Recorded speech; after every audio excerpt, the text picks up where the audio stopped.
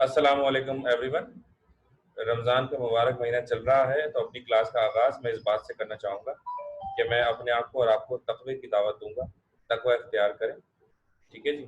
तो बात ये है कि लास्ट क्लास में जो हमारी बात हुई थी, वो law of diminishing marginal utility में हमारी बात आखिरी जो हुई थी वो एक्सप्लेनेशन तक हुई थी, और जो आगे हमने उसकी अजम्पशंस लिखनी थी। तो जैसा कि आपकी स्क्रीन पर नज़र आ रहा है, तो ओपन योर रजिस्टर, बिल्कुल रजिस्टर निकाल लें और लिखना शुरू करें। Assumptions of law of diminishing marginal utility, ये हमारी आज की पहली हेडिंग होगी। Assumptions of law of diminishing marginal utility, यहाँ से हम आप बात का आगाज करेंगे। कुछ उन बच्चों के लिए थोड़ा बहुत बताना चाहूंगा जिन्होंने लास्ट क्लास नहीं ली थी कि law of diminishing marginal utility हमने पढ़ा। तो ये लॉ क्या था? तो ये लॉ ये था कि जब आप कोई चीज मुसलसल इस्तेमाल करते हैं, किसी चीज के यूनिट्स मुसलसल इस्तेमाल करते हैं, तो उसकी मार्जिनल यूटिलिटी कम होती जाती है। वक्त के साथ साथ उसकी मार्जिनल यूटिलिटी के अंदर मुसलसल डिक्लाइन आता रहता है। आई होप कि आपने हेडिंग डाली होगी, तो मजीद बात को आगे बढ़ाते हैं। assumptions of law of diminishing marginal utility। अच्छा, वो आपने डायग्राम बनाई होगी, वो भी आप मुझे व्हाट्सएप कीजिएगा। इसकी डायग्राम मैंने आप लोगों से कहा था कि वो डायग्राम बनाकर मुझे व्हाट्सएप कीजिएगा। तो अगर आपने वो डायग्राम बना ली है तो एक बार मुझे ज़रूर व्हाट्सएप करें और मुझसे फीडबैक लें कि आपने वो डायग्राम सही बनाई है या नहीं बनाई, क्योंकि ये सवाल बगैर डायग्राम के कंप्लीट नहीं हो सकता। ठीक है जी। तो हेडिंग आपने डाल दी, assumptions of law of diminishing marginal utility। इसके बाद पहला जुमला, फॉलोइंग आर द, साथ साथ लिखते जाए, following are the assumptions of law of diminishing marginal utility। Following are the assumptions of law of diminishing marginal utility। ये हमारी जो है वो पहला जुमला होगा इसका हेडिंग के अंदर। ठीक है। इसके बाद हम लिखेंगे assumptions एक एक करके।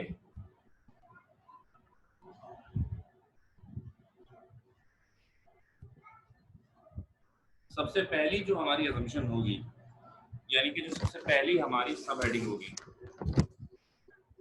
द फर्स्ट सब हेडिंग विल बी, या सब हेडिंग की तरह नहीं करते इसको, दूसरे तरीके से करते हैं इसको, करते हैं पॉइंट वाइज। तो वैसे ही सवाल काफी बड़ा हो चुका होगा। So point number one, point number one जो है हमारा, that is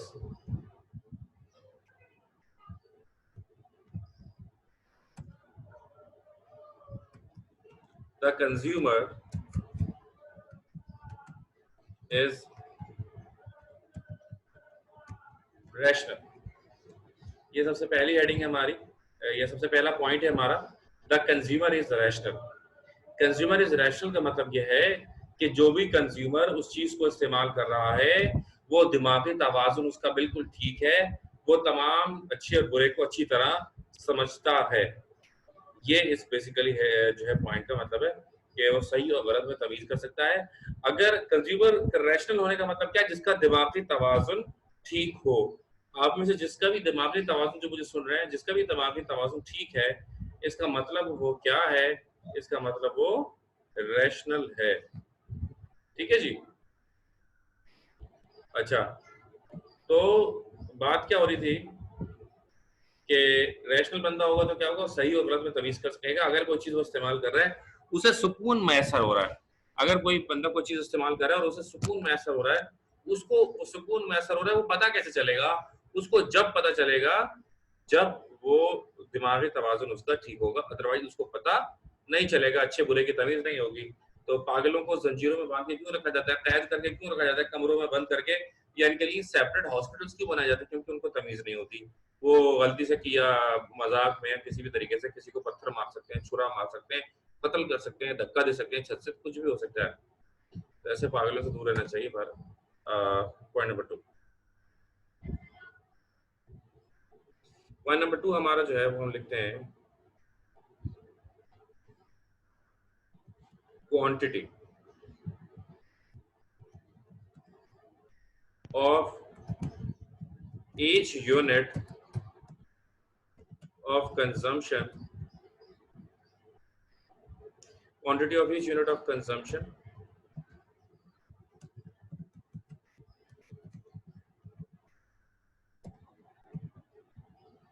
will remain the same. ठीक है ना? अच्छा, क्वांटिटी के अलावा यहाँ पर एक और लफ्ज इस्तेमाल हो सकता है,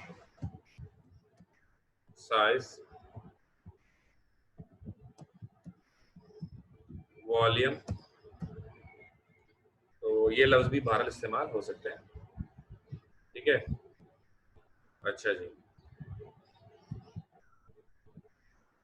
तो the consumer is rational, number 1 point, यानी कि उसका दिमागी तवाज़ुन ठीक होगा। दूसरा क्या कह रहा है, क्वांटिटी, साइज या वॉल्यूम, वॉल्यूम किस पहले, volume of each unit of consumption will remain the same. इसका मतलब क्या है, मिसाल के तौर पर आप जो है वो ग्लास पी रहे हैं शरबत का, पहला ग्लास जितना था उतना ही दूसरा होगा और उतना ही तीसरा होगा और उतना ही चौथा, पांचवा, छठा एंड सो ऑन। यानी कि जितने भी शरबत के ग्लास आप इस्तेमाल करेंगे उन सबका साइज क्या होना चाहिए, उन सबका साइज सेम होना चाहिए। एक बात हो गई। सेब अगर आप खा रहे हैं, सब सेब जो है उन सबका साइज भी सेम होना चाहिए। केले आप खा रहे हैं, केले का साइज भी सेम होना चाहिए।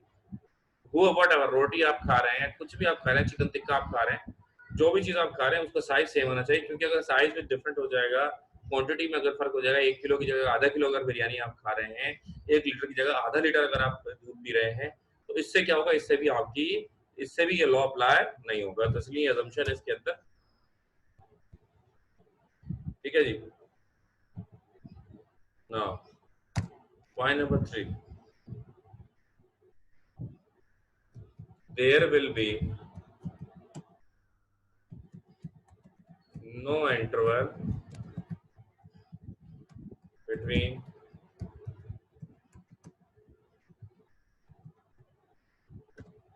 there will be no interval between consumption of each unit. There will be no interval between consumption of each unit. इसका मतलब क्या है कि अगर आप शरबत के 3 गिलास पीते हैं तो इसका मतलब क्या होना चाहिए कि एक गिलास पिया, खत्म हुआ, दूसरा गिलास फौरन पिया, खत्म हुआ, तीसरा गिलास फौरन पिया। यानी कि तीनों ग्लासेस के अंदर कोई किसी किस्म का गैप नहीं होगा। अगर गैप होता है तो भी ये लॉ अप्लाई नहीं होगा। सही, यानी कि अगर 3 शरबत के गिलास पीते हैं, एक सुबह, एक दोपहर और एक शाम, अगर आप इस तरह से गैप दे दे के पियेंगे तो आपको हर गिलास में वही मजा आएगा। लेकिन अगर तीनों गिलासों का गैप खत्म करके एक साथ अगर आप पियेंगे तो जो पहले गिलास से मजा आएगा वो दूसरे में नहीं आएगा, जो दूसरे से आएगा वो तीसरे में नहीं आएगा और चौथे की गुंजाइश आपके पेट में नहीं बचेगी। तो there will be no interval, क्योंकि इंटरवल होगा तो भी ये लॉ अप्लाई नहीं होगा। The nature of goods should remain the same.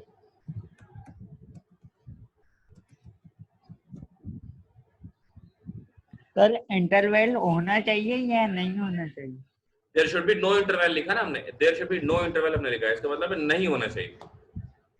The nature of goods should remain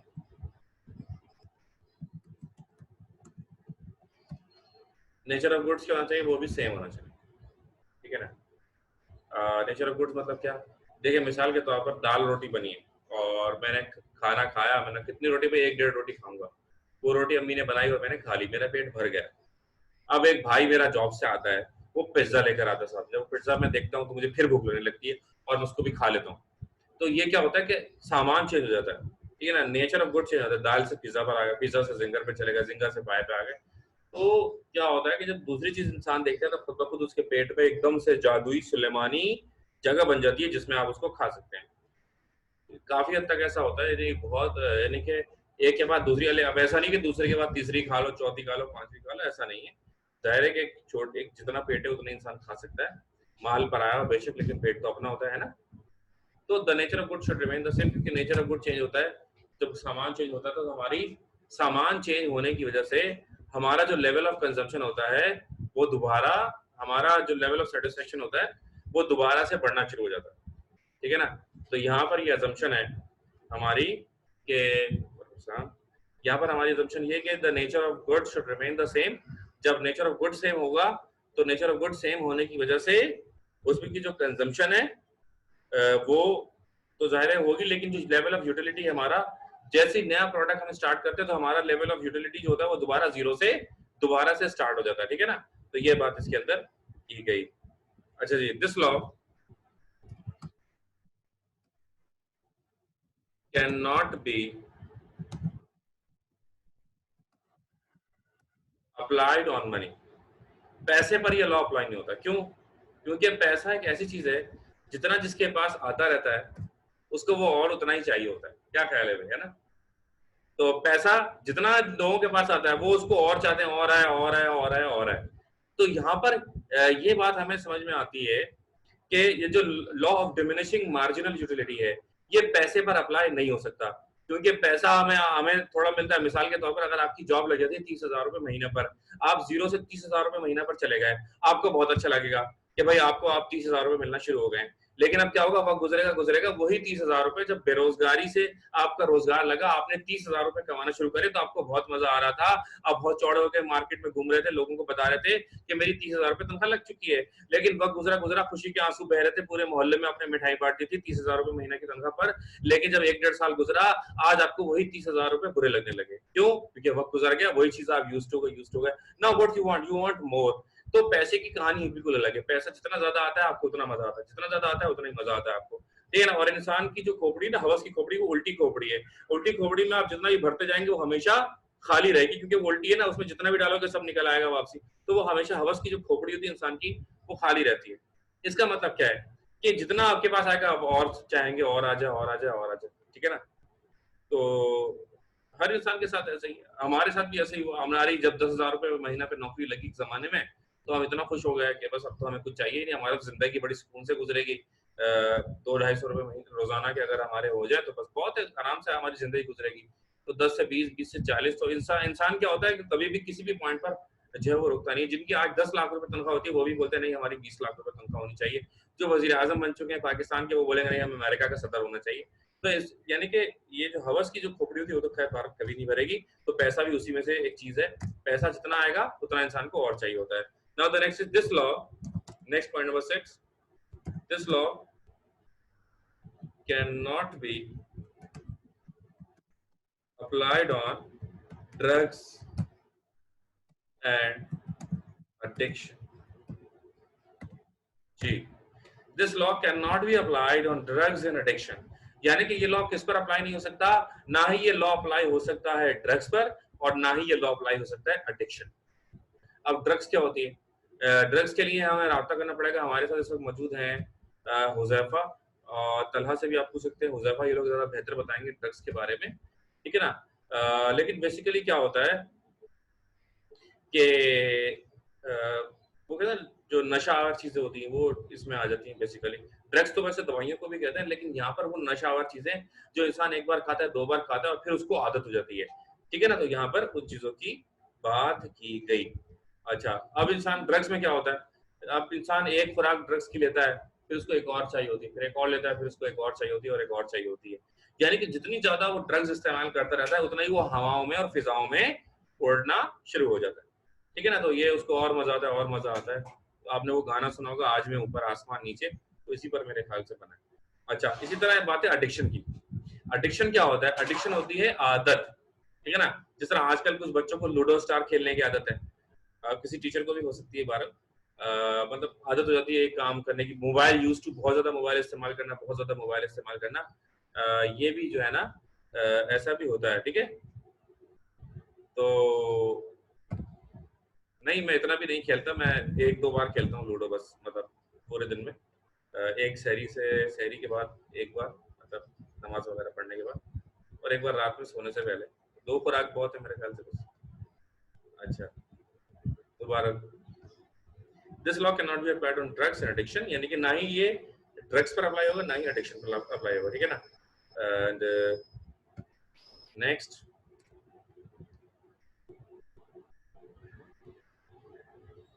this law can be applied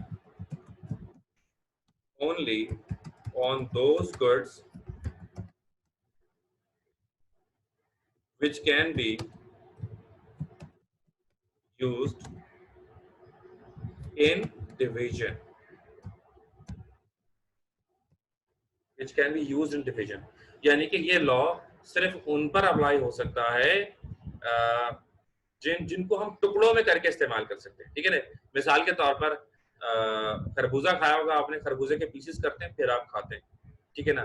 French fries होते हैं, आलू के चिप्स आप काटते हैं उसको फिर एक एक करके आप खाते हैं, ठीक है जी। यानी कि वो तमाम चीजें, यानी कि शरबत पीते हैं आप अफ्तार करने के बाद एक एक गिलास करके पीते हैं ना, पतीली को तो मुंह नहीं लगा लेते आप, या जग को मुंह लगा लेते, तो इससे मतलब क्या है, आप इनको डिफरेंट यूनिट्स में डिवाइड कर सकते, देन यू कैन कंज्यूम।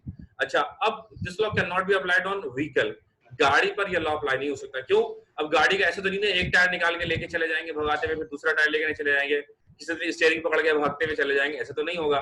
पूरी गाड़ी क्या होती है, पूरी गाड़ी पूरी एक साथ इस्तेमाल होती है, क्योंकि पूरी गाड़ी को आप डिवाइड करके इस्तेमाल नहीं कर सकते, इसलिए ये लॉ गाड़ी पर या किसी भी ऐसी चीज पर अप्लाई नहीं होता जिन्हें आप टुकड़ों में करके इस्तेमाल करते हैं, डिवीजन में यूनिट्स में कन्वर्ट करके इस्तेमाल करते हैं। यहाँ पर ये असम्पशंस खत्म हो गई और यहाँ पर ये सवाल हो गया कंप्लीट, ठीक है ना। अच्छा, जो हमारा ग्रुप है उसके अंदर दिलारा ने एक सवाल किया कुछ देर पहले, जिसका बहुत बेहतरीन जवाब फातिमा ने दिया। तो उन्होंने क्या कि सर टेस्ट कौन से सवाल का देना है, तो फातिमा ने बहरहाल उसका जवाब दिया था, लेकिन मैं दोबारा जवाब देना चाहूंगा कि बात ये है कि भाई मैं पढ़ा रहा हूँ सारे इंपॉर्टेंट क्वेश्चंस, उसकी वजह ये है कि हमारे एग्जाम इंशाल्लाह टाइम पर होंगे दिसंबर में, तो उसी के हिसाब से हमने तैयारी करनी है। तो आपने क्या करना है, जो जो सवाल मैंने अभी तक जितने सवाल आपको पढ़ाए सारे के सारे सवाल आप लाइन से याद करते रहें और एक एक का सवाल का फिलहाल टेस्ट देते रहें। इट डजंट मीन कि मैं आपको हर सवाल का टेस्ट दूंगा, यानी अभी तक जितने मैंने आपको सवाल कराए बहरहाल उन तमाम क्वेश्चंस का आपको टेस्ट देना होगा, ठीक है। यहाँ बैठ जाओ ना हसन। सर टेस्ट किस तरीके से देना है ये तो बता दे टेस्ट सर, मुझे बेटा ये नहीं पता। मैं बताता हूँ आपको। टेस्ट देने का तरीका ये है, टेस्ट देने का तरीका ये है बेटा कि आप जो है लिखिए उसको, व्हाट्सएप करें, तस्वीर खींचे और व्हाट्सएप करें मुझे मेरे नंबर पे, देन मैं आपको रिमार्क्स दूंगा रिप्लाई में। आ रही बात समझ में? कोई और सवाल किसी का? आगे बढ़ते हैं। तो यहाँ पर हो गया ये सवाल खत्म ना। अब हम बढ़ेंगे अगले सवाल की जानिब, ठीक है जी। एक सवाल हमारा खत्म हो गया, अब हम दूसरे सवाल की जानिब बढ़ेंगे, ठीक है ना। तो बड़ा ही इंटरेस्टिंग सवाल है हमारा। देखिए आप लोग क्वेश्चन लिखिए साथ साथ। Question, next question, explain.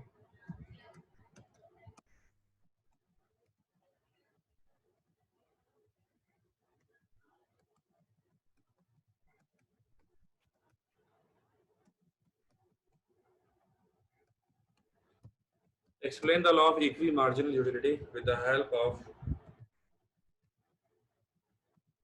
schedule and diagram.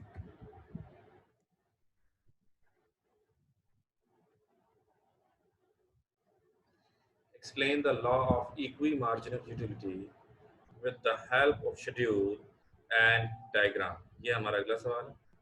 जहां पर भी लॉ का लफ्ज आएगा assumptions खुद ब खुद आएंगी, जहां पर भी लॉ का लफ्ज आएगा assumptions खुद ब खुद आएंगी, ठीक है।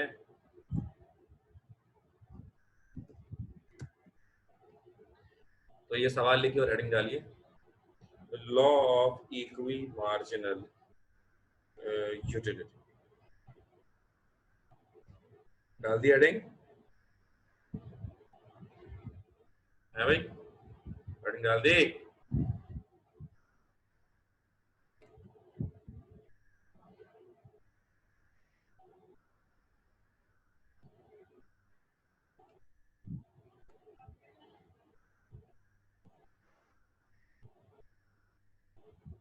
ये अब तक डाल दी। ओके, इसके बाद हेडिंग डलेगी स्टेटमेंट।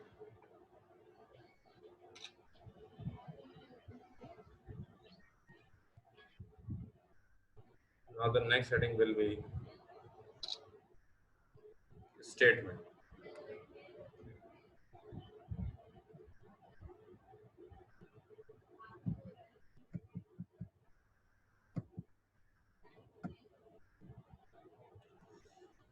Allah Akbar.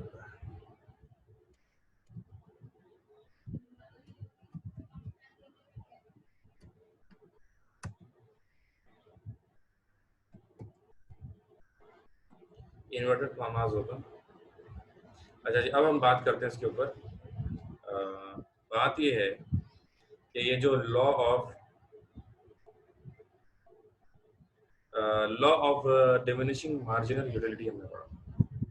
तो law of diminishing marginal utility जो हमने पढ़ा, उसमें था सिर्फ एक प्रोडक्ट, कोई भी हम एक प्रोडक्ट इस्तेमाल कर रहे थे। मिसाल के तौर पर शरबत पिए तो सिर्फ शरबत, रोटी खा रहे तो सिर्फ रोटी, सालन खा रहे तो सिर्फ सालन, ठीक है ना, फ्रूट खा रहे तो सिर्फ कोई एक फ्रूट, ठीक है ना। तो इसके अंदर क्या था, इसमें कैद थी law of diminishing marginal utility के अंदर सिर्फ एक वक्त में एक सामान का जिक्र हो रहा था, लेकिन इसके अंदर एक नहीं बल्कि दो सामान का हम जिक्र करेंगे। यानी कि पिछले सवाल के अंदर सिर्फ एक गुड का जिक्र था, लेकिन आगे जो हम पढ़ने जा रहे हैं उसके अंदर एक का नहीं बल्कि दो का जिक्र होगा, ठीक है। तो दो क्यों? क्योंकि इंसान अगर रियल लाइफ में देखें, हम कभी भी जो है ना एक कोई भी चीज एक अकेली चीज इस्तेमाल नहीं करते, but we need a combination. हमें क्या चाहिए होता है? हमें कॉम्बिनेशन चाहिए होता है, और हमें कॉम्बिनेशन के जरिए जो है वो चीजों को यूज करते हैं, राइट। तो लिखते हैं, चलेगा अदर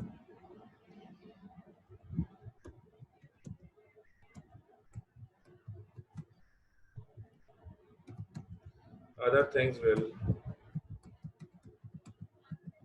remain the same, या ऑल अदर कर दे तो और अच्छा, ऑल कर देते, all other, all other things will remain the same, ठीक है भाई। all other things will remain the same, comma, when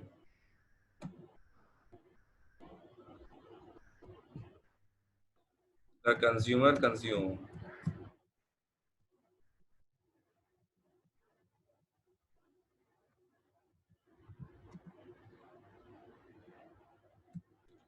two different goods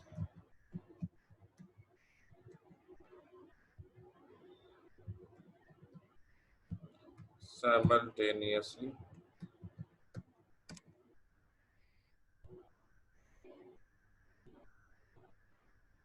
comma, he select a combination, sir ji, two different goods बोला था हमने, वो नहीं लिखा। yes, two different goods, all other things will remain the same, comma, when the consumer consumes two different goods simultaneously, he selects a combination where his marginal utility from both the goods equal and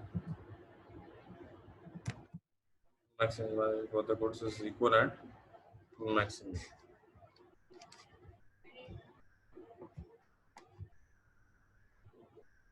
ये है जिसका statement, ये लिख लें, all other things will remain the same when the consumer consumes two different goods simultaneously, he selects a combination where his marginal utility from both the goods is equal and maximum। लिख लिया, आगे लिखते हैं,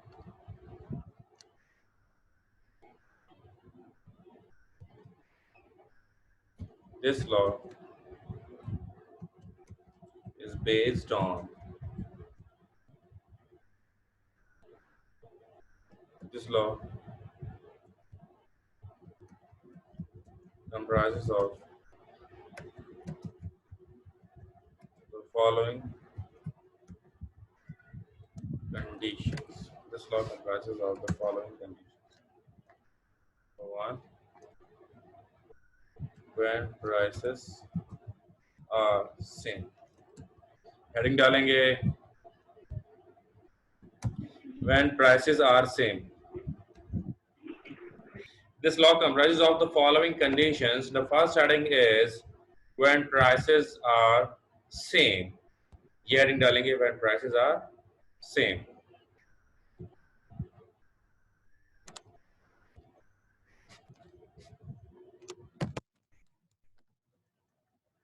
डाल दी heading.